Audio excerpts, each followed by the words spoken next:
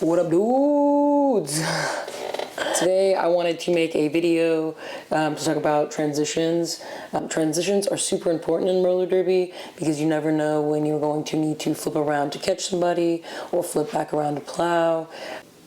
I want to reiterate also that when I'm teaching skills, when I'm suggesting ways that you do skills, these are all just ways that I do the skills or ways that I know how to break the skills down. But there are a million different ways to do every skill that you learn in anything in life. But specifically with roller derby, any drill that I'm teaching, there's probably like 50 different mods for it. So you kind of have to figure out the best path that works for you. So I've paused it in a few different places so you all can go in and kind of see what my feet are doing.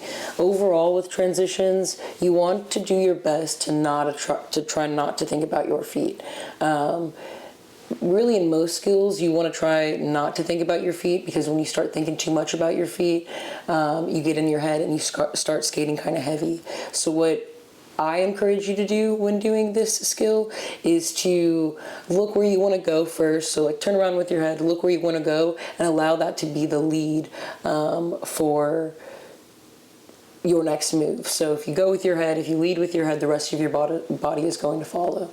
So again, first step is to look where you want to go.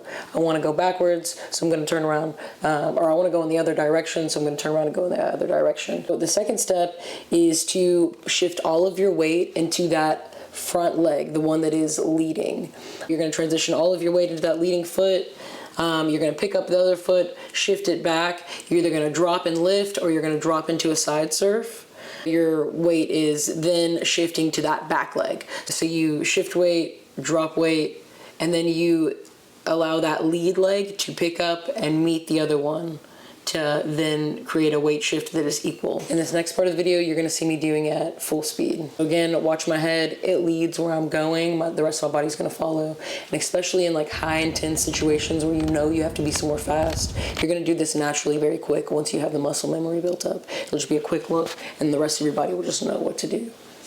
Once you shift into that position, you're bracing to maybe be hit. So if I'm, shifting my weight shifting my body around, I'm setting back into a position ready to either be hit in the chest or for somebody to come hit me in my shoulder or somewhere on me type deal. And that's a theme that you want to make sure you're following throughout all of your practices in roller derby. Is any drill you do, you want to land back in that derby position because you want to always be ready to take a hit. I'm using the open the book, close the book method. There are other ways you can transition, like you can just hop and transition if you want, pivot your front wheels. There are lots of different ways that you can do it. So in this part of the clip, I slow down where you see that I'm not completely lifting my foot up to transition. I'm just pivoting on my front toes to get my foot to turn around. In this next part of the clip, you see that I've made a little adjustment and I've completely picked my foot up and dropped it, versus pivoting off a foot. And again, sometimes I use that too. It kind of just depends on what you're going into. A lot of times I'll pivot that front foot if I know when I'm turning around I'm going right into a toe stop. But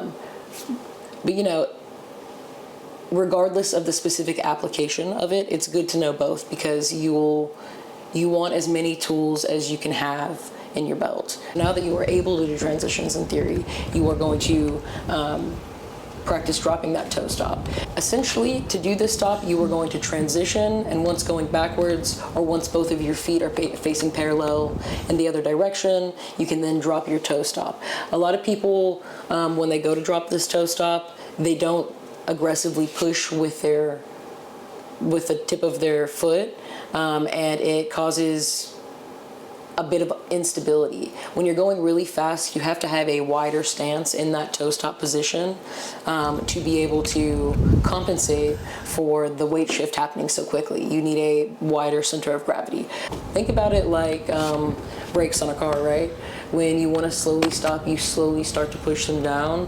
When you want to stop fast, you might quickly push them down hard. It's the same sort of thing. This rubber on your toe stop is soft enough to absorb whatever you're pushing it into.